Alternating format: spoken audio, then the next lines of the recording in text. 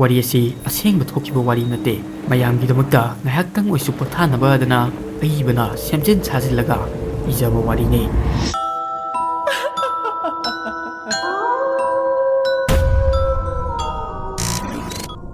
Arab ꯆꯍꯤ 13 ꯁꯨꯔꯦ ꯃꯍꯥꯛ ꯂꯥꯏꯔꯤꯛ ꯂꯥꯏꯁꯨ ꯌꯥꯝꯅ ꯍꯩꯕ ꯑꯉꯥꯡ ꯑꯃꯅꯤ ꯑꯗꯨꯕꯨ ꯃꯍꯥꯛ ꯃꯦꯠꯀꯤ ꯁꯕꯖꯦꯛꯁꯤꯗꯤ ꯈꯔ ꯁꯣꯜꯂꯝꯃꯤ ꯑꯗꯨꯒꯤ ꯅꯨꯃꯤꯗꯥꯡ ꯋꯥꯏꯔꯝ ꯈꯨꯗꯤꯡꯒꯤ ꯃꯣꯏꯒꯤ ꯀꯣꯂꯣꯅꯤ ꯃꯅꯥꯛꯇ ꯂꯩꯕ ꯑꯔꯤꯕ ꯑꯦꯄꯥꯔꯠꯃꯦꯟꯒꯤ 3ꯁꯨꯕ ꯐ꯭ꯂꯣꯔꯗ ꯂꯩꯕ ꯁꯔ ꯃꯍꯦꯁꯇ ꯃꯦꯠꯀꯤ ꯇ꯭ꯌꯨꯁꯟ ꯆꯠꯂꯝꯃꯤ ꯁꯔ ꯃꯍꯦꯁꯀꯤ ꯀꯥ ꯑꯗꯨ ꯌꯥꯝꯅ ꯆꯥꯎꯕꯁꯨ ꯑꯣꯏꯔꯝꯗꯦ ꯗ꯭ꯔꯣꯌꯤꯡ ꯔꯨꯝ ꯑꯃ ꯂꯩ ꯃꯁꯤꯗ ꯑꯉꯥꯡꯁꯤꯡꯕꯨ ꯃꯥꯅ ꯂꯥꯏꯔꯤꯛ ꯇꯥꯛꯏ ꯑꯗꯨꯒ ꯄꯤꯛꯇꯛ ꯇꯧꯕ ꯆꯥꯛꯈꯨꯝ ꯑꯃꯒ ꯕꯦꯗꯔꯨꯝꯒ ꯐꯥꯎꯗꯣꯛ ꯐꯥꯎꯖꯤꯟ ꯌꯥꯕ ꯒꯦꯂꯔꯤ ꯑꯃꯒ ꯃꯥꯅ ꯕꯤꯜꯗꯤꯡ ꯑꯁꯤꯗ ꯂꯩꯔꯛꯄ ꯆꯍꯤ 30 ꯁꯨꯔꯦ ꯋꯥꯜꯗ ꯇꯩꯕ ꯄꯦꯟ ꯑꯗꯨꯁꯨ ꯈꯔ ꯈꯔ ꯀꯣꯛꯄ ꯍꯧꯔꯦ ꯁ꯭ꯇꯦꯌꯔꯗꯁꯨ ꯆꯠꯄ ꯃꯇꯝꯗ ꯂꯍꯤꯡ ꯃꯅꯝ ꯈꯔ ꯅꯝꯃꯤ ꯑꯗꯨꯕꯨ ꯁꯔ ꯃꯍꯦꯁ ꯕꯤꯜꯗꯤꯡ ꯑꯁꯤꯗ ꯂꯩꯕ ꯌꯥꯝꯅ ꯐꯥꯎꯕ ꯑꯣꯖꯥ ꯑꯃꯅꯤ ꯃꯥꯅ ꯇꯥꯛꯄ ꯁꯥꯇ꯭ꯔ ꯑꯅꯝꯕꯅ ꯃꯥꯒꯤ ꯁ꯭ꯀꯨꯜꯗ ꯇꯣꯄꯔ ꯑꯣꯏꯔꯝꯃꯤ ꯁꯔ ꯃꯍꯦꯁ ꯃꯇꯣꯝꯗ ꯀꯥ ꯑꯗꯨꯗ ꯂꯩꯕꯅꯤ ꯃꯥꯒꯤ ꯅꯨꯄꯤ ꯑꯉꯥꯡ ꯑꯃꯠꯇ ꯂꯩꯖꯔꯝꯗꯦ ꯃꯇꯝ ꯆꯨꯞꯄꯗ ꯏꯪ ꯇꯞꯅ ꯂꯩꯕ ꯑꯣꯖꯥꯅꯤ ꯑꯉꯥꯡꯁꯤꯡꯗ ꯀꯩꯗꯧꯅꯨꯡꯗ ꯆꯩꯕ ꯈꯣꯠꯄ ꯇꯧꯗꯦ ꯑꯉꯥꯡ ꯑꯃꯠꯇꯁꯨ ꯆꯩꯅ ꯐꯨꯕ ꯐꯥꯎ ꯌꯥꯎꯗꯦ ꯑꯗꯨꯕꯨ ꯃꯥꯒꯤ ꯌꯥꯝꯅ ꯑꯉꯛꯄ ꯋꯥꯐꯝ ꯑꯅꯤꯈꯛ ꯂꯩ ꯑꯍꯥꯟꯕꯗ ꯄꯨꯡ 9:30 ꯇꯥꯕ ꯈꯨꯗꯤꯡꯒꯤ ꯑꯉꯥꯡ ꯇ꯭ꯌꯨꯁꯟ ꯁꯨꯇꯤ ꯊꯥꯗꯣꯛꯑꯝꯃꯤ ꯈꯔ ꯁꯥꯡꯕ ꯀꯣꯏꯁꯟ ꯑꯃ ꯍꯣꯠꯂꯝꯂꯕꯁꯨ ꯄꯨꯡ 9:30ꯕꯨ ꯇꯥꯔꯕꯗꯤ ꯇ꯭ꯌꯨꯁꯟ ꯁꯨꯇꯤ ꯊꯥꯗꯣꯔꯛꯑꯝꯃꯤ ꯑꯗꯨꯒ ꯑꯉꯥꯡꯁꯤꯡ ꯑꯗꯨꯁꯨ ꯃꯄꯥꯟꯗ ꯊꯨꯅ ꯊꯣꯛꯂꯛꯂꯝꯃꯤ ꯋꯥꯐꯝ ꯑꯃꯅ ꯑꯉꯥꯡꯁꯤꯡ ꯑꯃꯗꯤ ꯃꯅꯥꯛ ꯅꯛꯄꯗ ꯂꯩꯕ ꯃꯤꯁꯤꯡꯅ ꯃꯥꯒꯤ ꯕꯦꯗꯔꯨꯝꯕꯨ ꯉꯁꯤ ꯐꯥꯎꯕ ꯎꯗ꯭ꯔꯤ ꯀꯅꯥꯒꯨꯝꯕꯅ ꯃꯥꯒꯤ ꯕꯦꯗꯔꯨꯝꯗ ꯆꯪꯅꯕ ꯍꯣꯠꯅꯔꯕꯗꯤ ꯆꯪꯒꯅꯨ ꯍꯥꯏꯅ ꯁꯥꯎꯅ ꯍꯥꯏꯔꯝꯃꯤ ꯅꯣꯡꯃ ꯀ꯭ꯂꯥꯁ ꯂꯣꯏꯔꯒ ꯑꯉꯥꯡ ꯃꯌꯥꯝ ꯆꯠꯈ꯭ꯔꯕꯁꯨ ꯑꯔꯕꯇꯤ ꯆꯠꯂꯝꯗꯦ ꯃꯥꯅ ꯑꯔꯕꯇ ꯑꯦꯛꯖꯥꯝꯁꯨ ꯀꯨꯏꯗ꯭ꯔꯦ ꯑꯗꯨꯒ ꯅꯪꯁꯨ ꯄ꯭ꯔꯦꯛꯇꯤꯁ ꯈꯔ ꯇꯧꯕꯅ ꯐꯩ ꯍꯥꯏꯅ ꯍꯥꯏꯔꯝꯃꯤ ꯑꯔꯕꯇ ꯃꯊꯪꯒꯤ ꯅꯨꯃꯤꯠꯇ ꯅꯨꯡꯗꯥꯡ ꯄꯨꯡ 8:30 ꯑꯗꯨꯋꯥꯏꯗ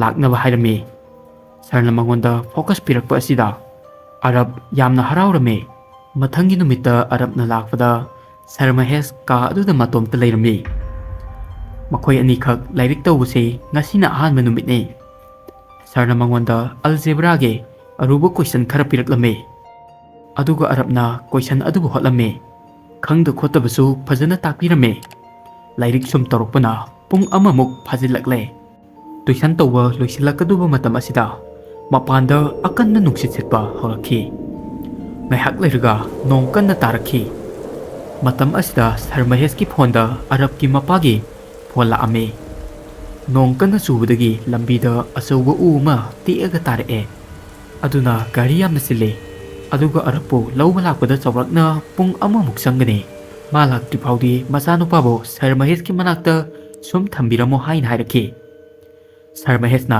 ꯍꯣꯏ ꯍꯥꯏꯔꯒ ꯐꯣꯟ ꯑꯗꯨ ꯊꯝꯃꯤ ꯐꯣꯟ ꯍꯦꯛ ꯊꯝꯕꯒ ꯁꯔ ꯃꯍꯦꯁ ꯃꯁꯥ ꯑꯗꯨ ꯄꯥꯈꯠꯄ ꯍꯧꯔꯛꯈꯤ ꯅꯨꯡꯗꯥꯡꯒꯤ ꯄꯨꯡ 9:30 ꯇꯥꯔꯦ ꯁꯔ ꯃꯍꯦꯁꯅ ꯌꯨꯝꯒꯤ ꯊꯣꯡ ꯊꯣꯡꯅꯥꯎ ꯂꯣꯏꯅ ꯊꯤꯡꯖꯤꯜꯂꯝꯃꯤ ꯗ꯭ꯔꯣꯌꯤꯡ ꯔꯨꯝꯒꯤ ꯊꯣꯡ ꯑꯗꯨꯁꯨ ꯃꯅꯨꯡꯗꯒꯤ ꯊꯤꯡꯖꯤꯜꯂꯝꯃꯤ ꯑꯗꯨꯒ ꯉꯥꯏꯍꯥꯛꯇꯪ ꯇꯨꯃꯤꯟꯅ ꯂꯩꯔꯝꯃꯤ ꯃꯥꯅ ꯀꯔꯤꯒꯨꯝꯕ ꯑꯃ ꯉꯥꯏꯕꯒꯨꯝꯅ ꯇꯧꯔꯝꯃꯤ ꯃꯥꯅ ꯇꯞꯅ ꯑꯔꯕꯇ ꯍꯥꯏꯔꯛꯈꯤ ꯑꯔꯕ ꯅꯪ ꯗ꯭ꯔꯣꯌꯤꯡ ꯔꯨꯝꯁꯤꯗ ꯐꯝꯃꯒ ꯀꯣꯏꯁꯟꯁꯤꯡ ꯑꯗꯨ ꯍꯣꯠꯂꯝꯃꯨ ꯑꯩ ꯉꯥꯏꯍꯥꯛꯇꯪ ꯕꯦꯗꯔꯨꯝꯗ ꯆꯪꯉꯨꯒꯦ ꯑꯗꯨꯒ ꯀꯔꯤꯒꯨꯝꯕ ꯑꯩꯒꯤ ꯀꯥꯗꯒꯤ ꯃꯈꯣꯟ ꯐꯅ ꯇꯥꯔꯕꯁꯨ ꯑꯩꯒꯤ ꯀꯥꯗ ꯁꯨꯛꯆꯪ ꯆꯪꯂꯛꯀꯅꯨ ꯃꯁꯤ ꯍꯥꯏꯔꯝꯂꯒ ꯒꯦꯂꯔꯤꯗꯒꯤ ꯃꯥꯒꯤ ꯕꯦꯗꯔꯨꯝꯗ ꯆꯪꯈꯤꯔꯝꯃꯤ ꯕꯦꯗꯔꯨꯝꯒꯤ ꯊꯣꯡ ꯑꯗꯨꯁꯨ ꯇꯞꯅ ꯊꯤꯡꯖꯤꯟꯈꯤꯔꯝꯃꯤ ꯑꯔꯕꯅ ꯁꯔ ꯃꯍꯦꯁꯅ ꯇꯧꯔꯤꯕ ꯃꯌꯥꯝ ꯑꯗꯨꯗ ꯌꯥꯝꯅ ꯉꯛꯑꯝꯃꯤ ꯑꯗꯨꯕꯨ ꯃꯥꯅ ꯇꯞꯅ ꯇꯞꯅ ꯀꯣꯏꯁꯟꯁꯤꯡ ꯑꯗꯨꯕꯨ ꯍꯣꯠꯄ ꯍꯧꯔꯛꯂꯝꯃꯤ ꯃꯤꯅꯤꯠ 10 ꯐꯥꯕꯗ ꯉꯥꯏꯔꯦ ꯕꯦꯗꯔꯨꯝꯒꯤ ꯀꯥꯗ ꯃꯤ ꯑꯅꯤ ꯋꯥꯔꯤ ꯁꯥꯟꯅꯕꯒꯨꯝꯅ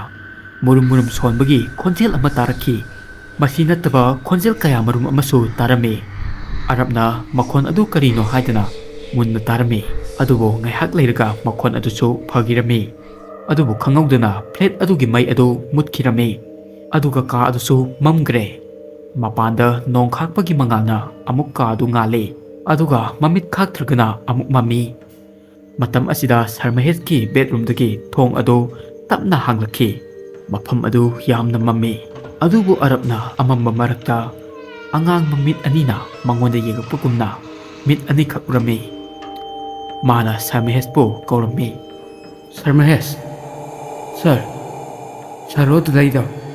Angang mamit adu tapna masing helakhi. Ani dagi mari dagi nipan. Aduga nong mamit amaso khaglakhi.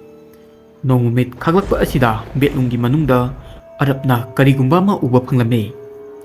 Madu ubada ma kibana loigre. Betlunggi manungda arab ka sahi manaba angang kaya uba phangi. Makhoigi mamit adu ngangsangangi. Aduga mamaising aduna ngaurok ngawi. Yengbada yamna kirame. Mitsing aduna arapo munna yengduna leiri. Adubo nong mamit khakpa adu loiraga uramiba mising adu mangkirami. Adubo ngahak leiraga bedroomgi manungdagi ahuba khonjel ama tarki. Khonjel adu tabada mahak kibana loire. Khonjel adu Sir Maheshkini. Kanagumba amana sokpagumna yamna wana kanna laurame. Sir Maheshna hairamba wa adu kaugre. Aduna Sir Maheshki kada changsilakhi. Ka aduda candle khara thalame. Kaagi mayayda chokna circle amasu yeame. Circle adugi akoibada phina saba laithibi kharasu leirame. Laidi mayam adugi mangakta che matat amamam napamme. Che matat aduda angang kaya marum amage ming irame. Kaagi mayay maktada Sir Mahesh adu phammaga leirame. Magi mamangda patra amasu leirame. Patra aduda amuba I khara yauraga leirame. Sir Maheshna khussadagi I khara thogalaga patra aduda tahale. Aduga machinda mantra kayasu leptana sole. Magi khonjel adu pungon ole. Mi ani amuktada kuwa ngangbagumna khonjel adusu ani thoe. Masida arapna kanna laurakhe. Laurakpagi khonjel adu tabada Sir Mahesh makok adu tapna nongkhalakhe. Sir Maheshki saktam adu ubada arab kibana loigre. Sir Maheshki mamai adu ngaurok ngaurome. Thawai amana Sir Maheshta changmagum magi saktam adu pungon ole. Sir Mahesh arabta saunu yelakhi. Ngahak leirga nolakhi. Magi mamangda thamamba laidi adudagi laidi ama lokhalakhi. Aduga magi ngaksamda chetat amada arab haina ming iriga leirame. Masi hek ubada arab kimanbadagi kaasidagi chenthoraki. Sir Mahesh phuklauna hogulakhi. Aduga arab ki manakta sangsilakhi. Magi mawong mataw asi miyuiba amugumna tawramde. Mana thangiba khongthang asi kanagumbana thanganbagumna tawrame. Arabna tunghanna yengdabida kaadugi thongado hangdui. Aduga istiromda chenkirame. Nong chubana maram oiraga istir adusu ising khara sotlame. Som chelakpana arab adu istirdagi ontharakhi. Ngahak leiraga arabna mamit pangthorakpadidi mahak hospital da leirame. Magi mama mapa animak manakta lepaga leirame. Mangonda thokiba wari pumba mama mapa da tamlame. Aduna machana hairisi sumbra haina moina police kaloinana Sir Maheshki manakta chatlubadidi ka adugi thong adu hanadagi hangnaga leirame. Police singchu belumda changki. Mafam ase arabna haibagumna chap manana leirame. Asauba circle adugi manakta candle amade laidi sing aduda angang sing adugi mamingchu tharaga leirame. Hairiba maming sing adu ngasidagi sahi taragi mamangda thiba khangkidaba angang singi maming ngaktane. Madu ubada mayam adu ngakpana loigi. Adubo Sir Maheshti thiba khanglamde. Officer amana bedroomda leiba bathroom amada changlubada mana kariguba ama thengnakhi. Bathroomda Sir Maheshki thawai yaudraba haksang leirame. Magi machinda karigumba kharasu tairame. Kanagumbana mabu hu pizaraga hatpagumna tarame. Mafam asidagi letter amasu phange. Letter adugi handwriting adu Sir Maheshki oirame. Letter aduda iramibadu paabada mayam pomba ngakhi. Letter aduda ngasidagi jahi taragi mamangda angang chaba thawai na mangonda sangi. Numidang hek tabaga magi masa asi thawai asina control tawi. Thawai asina ngasidagi jahi taragi mamangda magi haksangkida sangaga angang sing adubu halame. Sipum namak mana pamde. Angang amatagi thawai mangdanaba ai isana suicide tawjarabani. Masi tabada miyoi pumangakhi. Aduga case asichu makha tana chathadabida sida close tawsilame. Madubu arabte mangonda thokiba thodok sing adu ngasi phawa kawba leitana leire.